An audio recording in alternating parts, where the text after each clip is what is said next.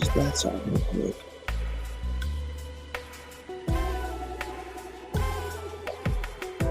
What is up, everybody? We are back with a big episode today.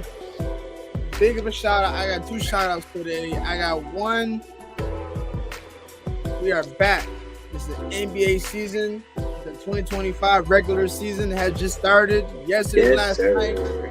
Two NBA games played last night. One at 7:30, one at 10. It was the Boston Celtics versus the Knicks. You had the Timberwolves at LA. Two big games. I'm sure everybody got a chance to see Ronnie and LeBron playing on the exact same court. It was a history to be made. A phenomenal view to see. First quick gameplay to see them, on the same floor, directing the passes and stuff like that. Another one. We just made 22 subscribers. That is a big accomplishment for me. Definitely with my co-host, and I hope you guys bring us to it. Yep. Thanks to my co-host right here, he has helped us out to get to 20 subscribers, and hopefully we can get to 30 subscribers. Just get the numbers rolling. But there are a few things that we're going to be talking about. We're going to, as should be done now, is that the title is the uprising of the developments of the 2025 NBA regular season. So we're gonna have our predictions and our takes on what's gonna happen going into the regular season. So with that being said, this is the Bastard for Knowledge. I'm your co-host Aramis. I'm your co-host Juice. Let's get right into it. What's up, man? How you feeling? Hey man, I'm feeling good, man. Feeling good myself, man. I actually, I took the time to watch both games last night. It was big, and the Boston Celtics really shined out, and they shined out mad early, and I was kind of a little upset because towards the ending they went 0 for 10 from the line, from the three, like towards the fourth quarter. But they hit 29 threes in the first half, going into the second half. Phenomenal shoots, like phenomenal makes, scorings. They found ways to attack the Knicks offensively and defensively.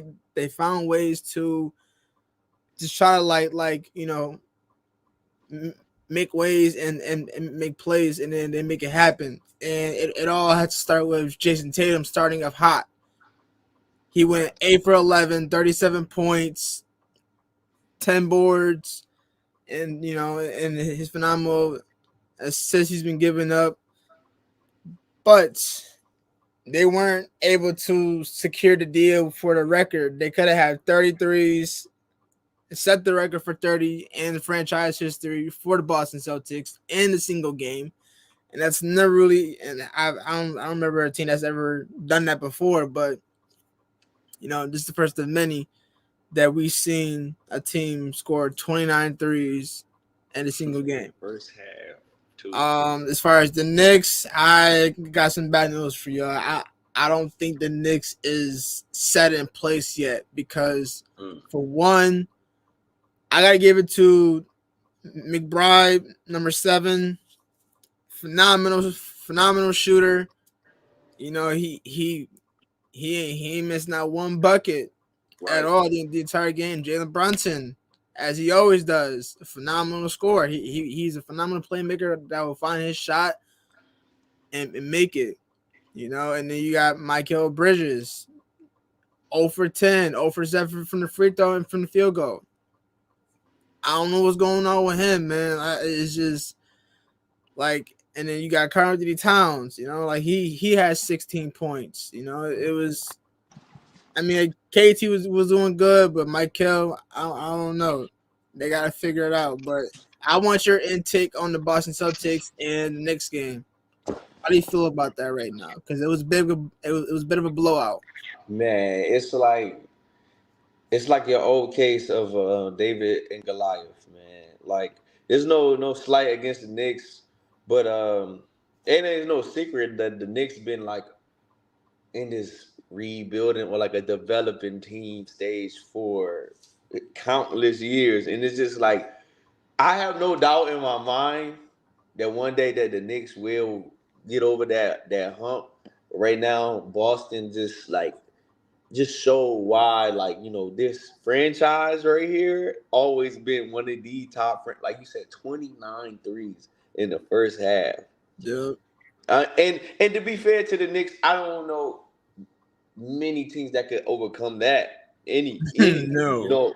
But it's just another case of like the Knicks can have all the from the Jalen Brunsons, to the Cats to like you can have all these pieces all the time that you like they could do something and it just seems not to jail all the time.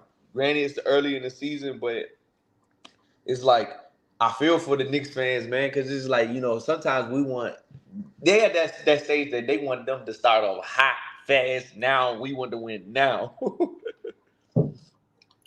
Yeah, and I can pull up the stats right now. And I was just talking about Michael Bridges. So he to be honest, he scored a few because he had 16. He had 2 assists, but he went 7 for 13. But he didn't start getting those points until like maybe about like halftime. Towards like around halftime he started scoring, but like towards the beginning of the game he just kept missing. I'm like, bro, what's going on? Like, And those are momentum switch. Basketball is it's about putting the ball in the hoop, but sometimes it's about the timing too. Like if you just right. got Jalen Brunson going crazy, and then the whole other team, your other stars are missing the momentum, and then you start to. By the time you making buckets, it's like I'm already like shit. We lost, like. Right, because if you go to the 3 pointers, like the Boston 3 pointers, they were 29 for 61 from the three, and they had a 47.5%, you know, for as far as threes. They were 50% from the field goal, 87% from the free throw line. 30 they had 33 assists in total. Total rebounds 40. They had 11 fast break points, 6 steals, 3 blocks. Like, all that just proved that Boston has just, like, I feel like they just got comfortable. They got Mm-hmm. comfortable, and the Knicks, they're having a hard time shifting their defense onto to certain players. Like if you're guarding, if you're facing the Celtics, you got to figure out who's gonna guard who, and you got to stay on that man. And on top of that, the Knicks had left Jason Tatum open, Brown open, Derek White open. They left a few Celtics players who can shoot the ball, even Wow. centers, completely wide open. So you got it, and it all comes down on coaching as well too. But this point, it wasn't about coaching; it's about that defense, and really, defense secures the win of the game. It doesn't matter what happens on offense, as long as you can back it up on defense. If you mess up on offense, you can back it up on defense and try to get another opportunity to score the basket on offensively overall. But Porzingis did not play tonight. He will be back December. Don't know what date, but he That's will be another back. piece, though. Like, That's another piece. And think about it, like the reporters that they were saying mid game, they were even without that missing piece, there's still a problem. Like right. you seen it last year. Like, they had a solid undefeated season. I mean, they may have lost a few games from here and there. I mean, like, they lost a decent 10 games, maybe more, maybe less. But they had a decent record without Porzingis, and he came in like half the year and played the whole time in the playoffs, but then got hurt Mm-hmm. and was out against the Mavs. and Boston still beat them. Like it's just it's crazy how that depth chart is can do so much damage, and it's insane. And I kind of blame that on Steve Kerr because like these boys are on a revenge tour, and these Right, boys right, right, right. they 37 in your first game, bro. Oh man, yeah, I'm already knowing, but It's it's like, all right. So let me ask you a question, man, because okay, like we kind of already know what the Celtics are, and we know like that's why I can't really put too much light on the Knicks because the Celtics are a juggernaut, honestly. You know, and we all know that, but I'm not too familiar with the Knicks head coach right now. So my question to you is like, when I was growing up watching basketball, it was a coach you probably heard of, Mike D'Antoni, and his yeah. defense was offense. So what I'm seeing is they're not. I don't know if it was just because the Celtics was too much for them to handle, or do you think he's trying to approach like I got these young superstars and we're going to just try to score with the best of them, Um, yeah, or that's a you just think yeah. the defensive plan was not working? Well, I think is I can't answer that question because what I think it is it's a matter of the lack of defense that the Knicks showed. So Mm, Boston didn't really have to play much defense, didn't have to play much offense at all, but they mostly relied on offense because defensive wise, like like is the Knicks could barely score on offense, and the only person who was scoring the most was Jalen Brunson and McBride, and basically Cat. But like as far as the like the Celtics knew who to knew who to lock up, and definitely because they faced the Knicks before a few times last year, and the fact that the Knicks that when they had Drew Holiday on Cat, I was like, bro, that's a complete mismatch. Why right. is he Cat bullying this man? Like the Knicks are soft. I'm sorry to say that, but their defense is soft. They gotta pick it up.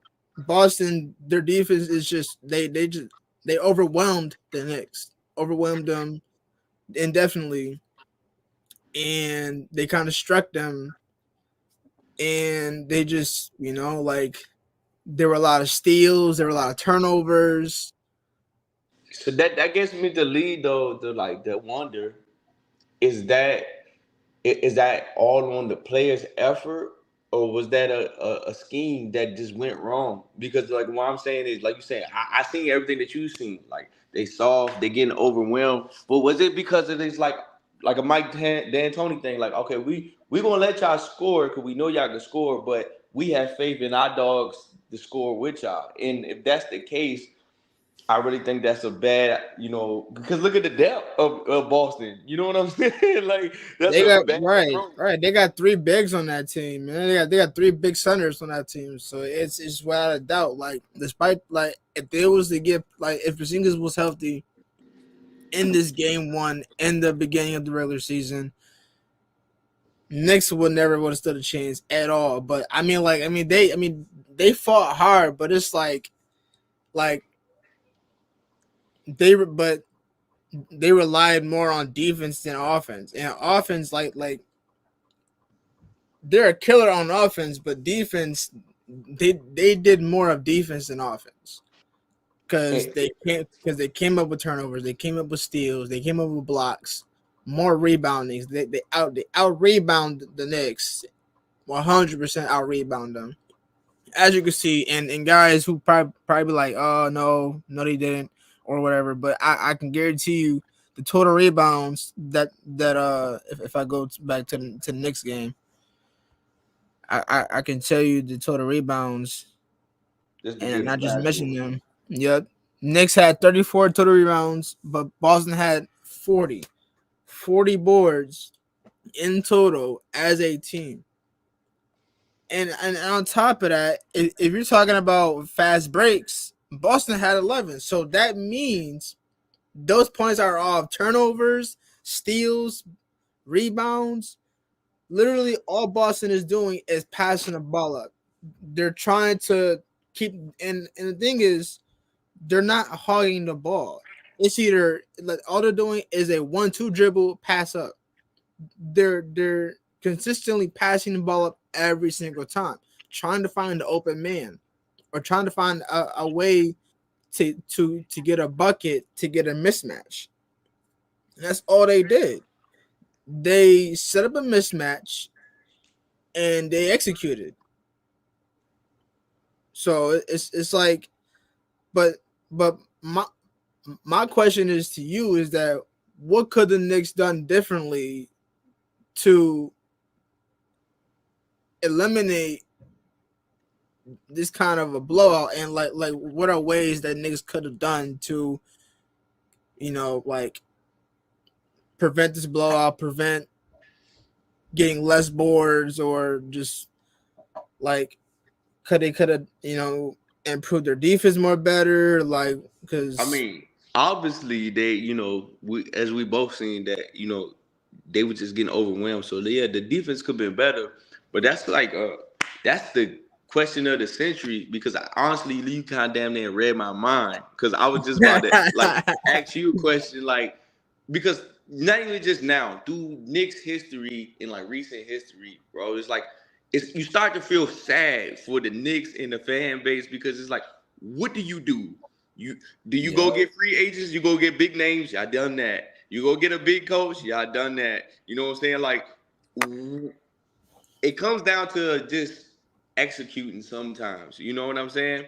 And of course, like I said, man, it's hard to like even try to because first it's the first game. It's a long season. We all know that Knicks could come back and jail better, and plus they played a team that we all regard probably one of the best. Let's probably might go back to the ship. So you can't really slight them too bad, but at the same time, it's just more. It gets to the point where like if y'all want to be taken serious, it can't just be Jalen Brunson bringing that dog every night. It can't be Cat, or like being a second. Like you have to have a team. This is a team game. You know what I'm saying? Like you have to have a team show that effort because at this point, I think over the years the Knicks have like almost done every option and it's starting to feel like a bad luck franchise now. right, and yeah, and I feel like with losing their best shooter, Mm. and I mean, like, yeah, like With not only did Divanchenko, you, huh? we talking about what's his name, Divanchenko? Dante, I can't even say his last name, Yeah, bro. yeah, I His know you last name talking is about. so weird, But he y'all. got a strap though. He got a strap too, but the thing is the reason why we both say Dante DiVincenzo has a strap is because like he was a phenomenal shooter last year when it came to him in the playoffs, conference, and almost making the finals. But it's just like what other shooter do you have besides him? Right, You don't right. have no other shooter. Now I know Knicks fans are probably gonna come on this live be like, "Oh, we got somebody." Okay, who? Name me somebody besides Dante is a shooter. Because think about it, like Dante has been a shooter, and remind you that Dante was drafted by the Bucks, and it was picked up by my team, and then got traded to the Knicks and had a phenomenal season with the Knicks. And to see him get traded to to the Wolves is kind of an upset because you lost a shooter, Right. and I would have kept Dante and get rid of Rando because Rando is like you only have one scorer, and that's Jalen Mm-hmm. Brunson. What you need is a lockdown defender, power forward, or a center. You don't have Mitchell Robinson, which is Right. completely hurt. I don't know where he's at right now. we, like the Knicks organization hasn't confirmed about him at all. So you have no center. So it's just like without a lockdown defender center, you lose rebounds, you lose the chance of getting boards or whatever. But it's and also that can help that defensive play. Getting Cat is cool. I mean, yeah, he can spread the floor, but he's more of a power forward and a center. But he's more of a power forward because he can Right. shoot the ball, he can pass, he can rebound. But you really need a center. Cat One is real that can not streak. shoot threes, that can post up or whatever. But Cat is real streaky too.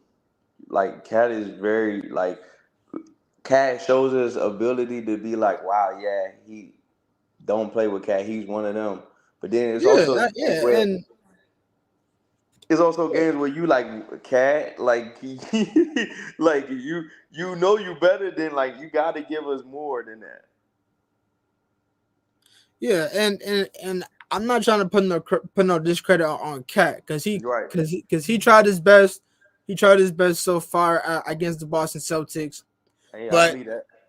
like Shaq said during the halftime, it Drew shouldn't be guarding you, bro. Right. Like if you got Drew guarding you, you gotta show a little bit more aggression. Mouse in the That's house. what I'm saying. Like we can't have these soft ass players coming into the league, bro.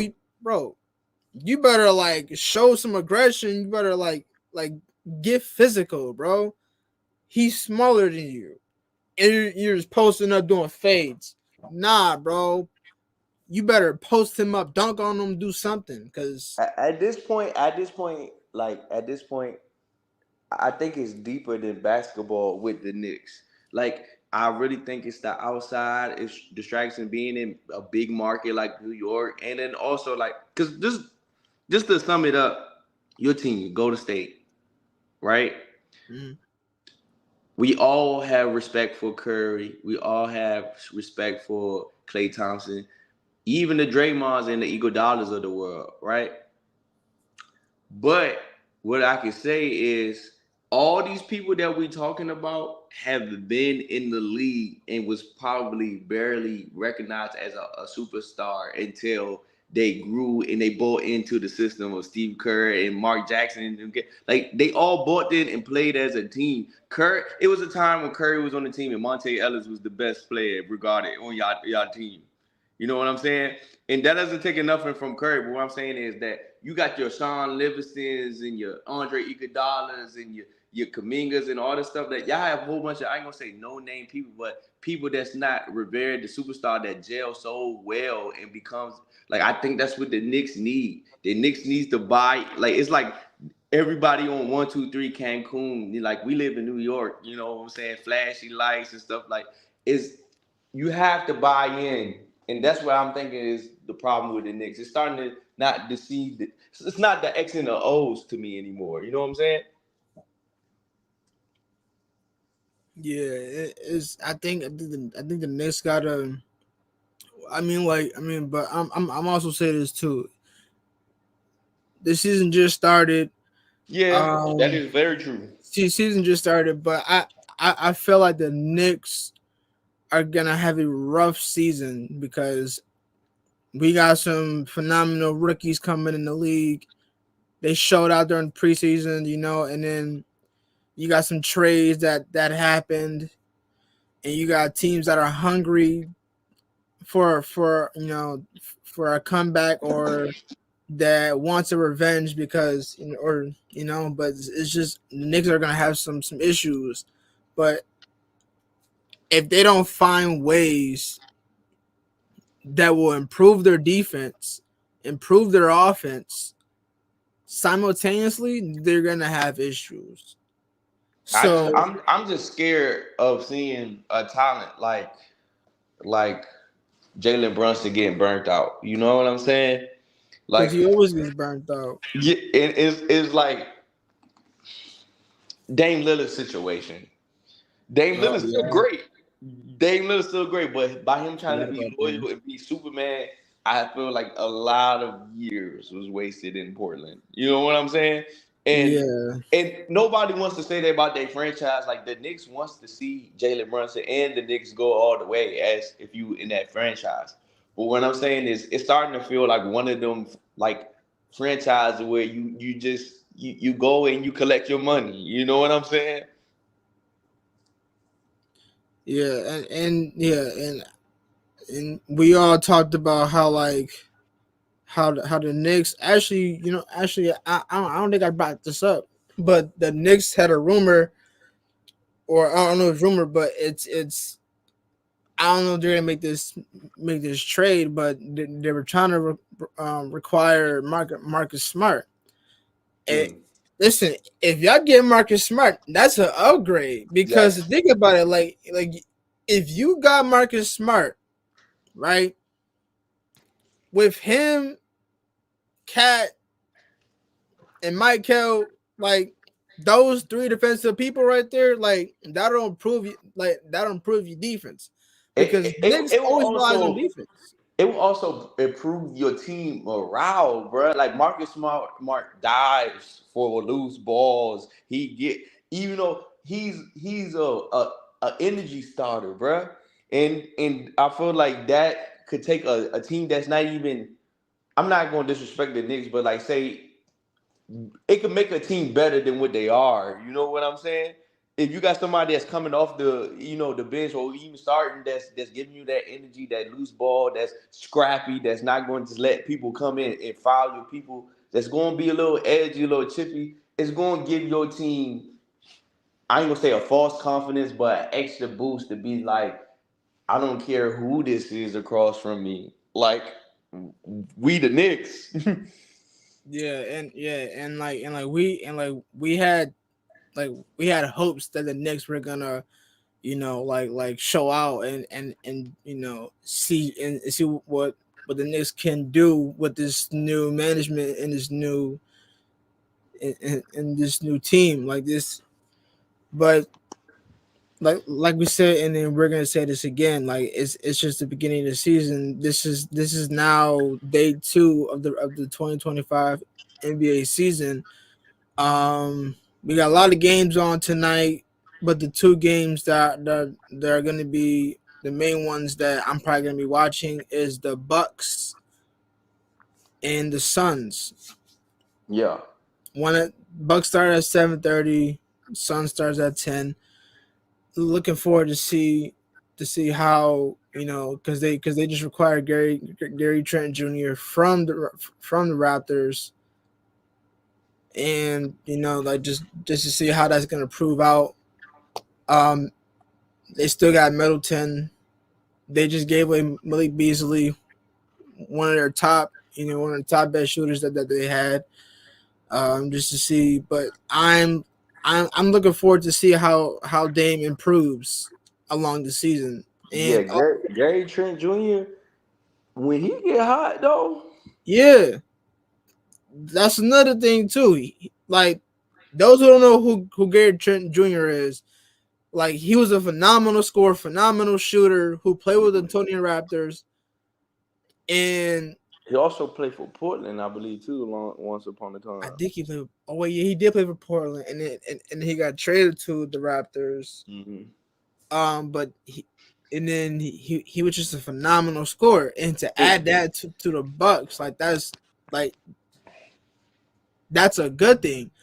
But at the end of the day, it's a matter of how the Bucks are gonna handle, not handle, but how the Bucks are gonna fix what they got to do to and improve better this year.